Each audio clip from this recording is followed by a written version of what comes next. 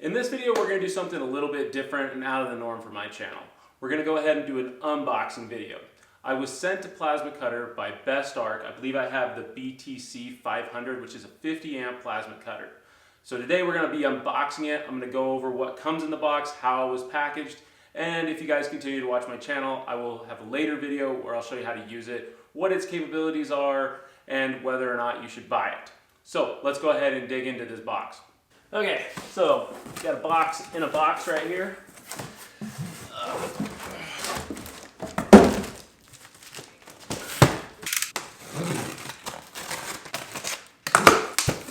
And we have another box.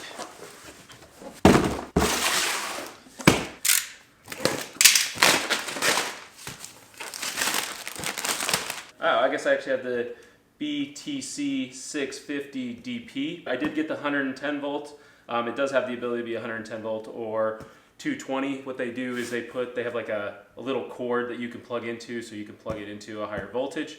I'll show you guys all that as I get into it.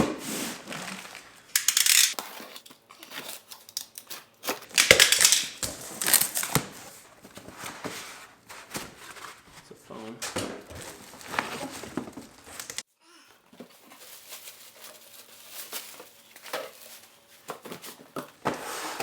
All right, let's get off the floor.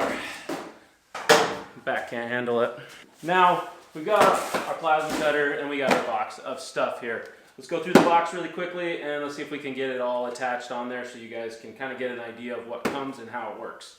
Oh, and before I get too far in this, there is a list of what comes with your plasma cutter when you order it. As I go through this stuff, I will try to point it all out to you guys. Some of the stuff I might not know exactly what does just right off the bat. A lot of this stuff right down here is just a description and telling you to read the manual right here.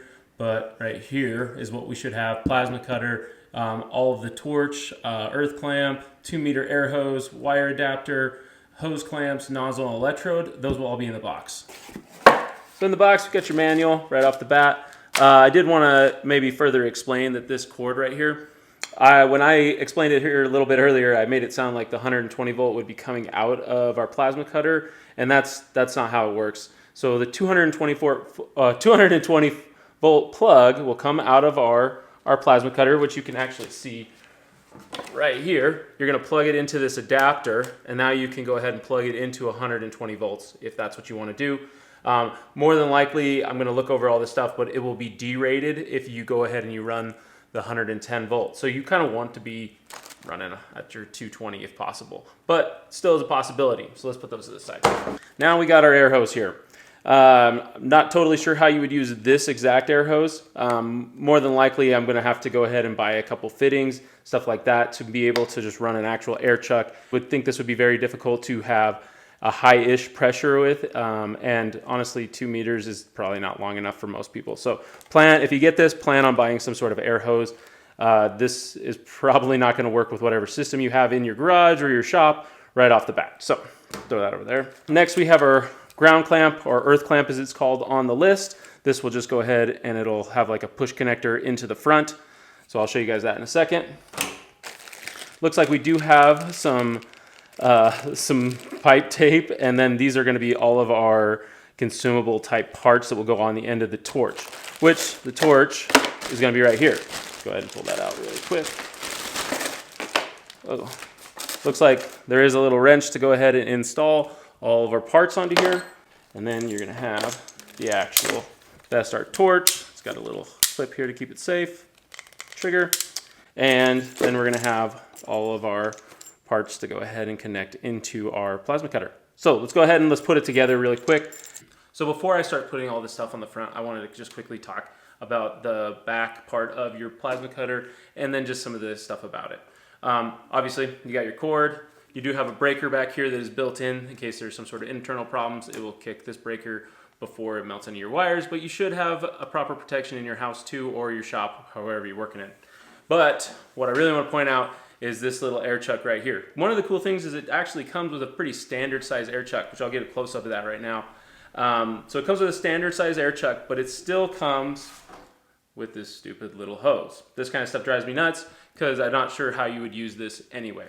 But I'm going to assume what they would want you to do is they want you to take the air hose, shove it onto here, and use a hose clamp on it, but you're going to be better off getting an air hose and an air chuck so you can just quickly take it on and off.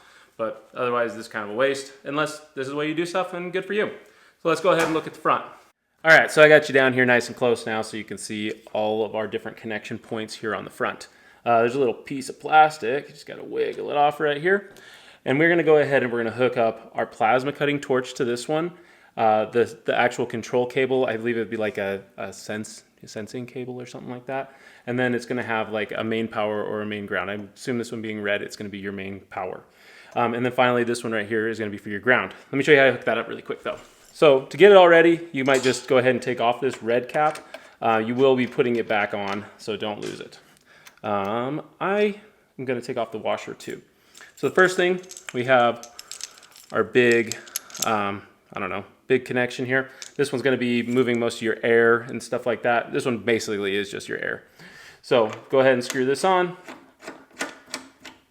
It does have wrench flats on it, but I would be very concerned. I would not use a wrench on this, but maybe try to get as tight as possible and then check for leaks. Now we have our control cable. It's just going to go in here. It's going to line up with our two little nubs. All you do is put it in and kind of push a little bit and just rotate till it finds its correct orientation. And then it has an outside nut. And then finally, we have our power, which we're going to go ahead and put on right here. I'm going to go ahead and flip it around a little bit neater that way and kind of kick it off to the side.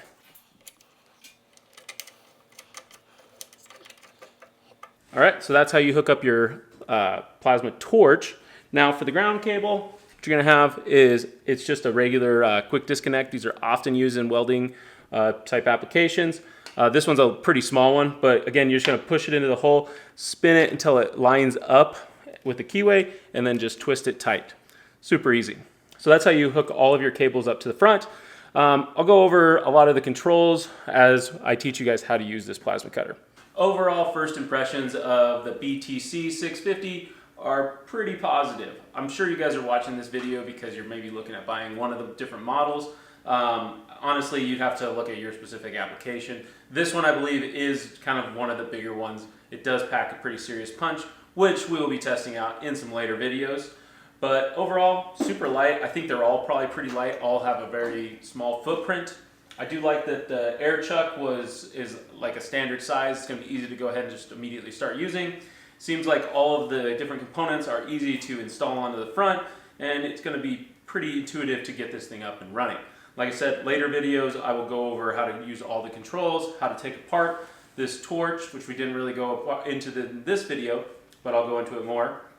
And then honestly, the overall, if you're gonna buy this, you're probably gonna buy it from Amazon, which is like kind of a weird thing for me to buy a plasma cutter from Amazon. But the shipping was done nice. It was here in like 2 days, and honestly, the packaging was pretty nice. So I don't think you're gonna have to worry about it getting damaged. So first impressions, pretty good. What I'm gonna do now is I'm gonna get myself an air hose, and I'm gonna start working on the next video.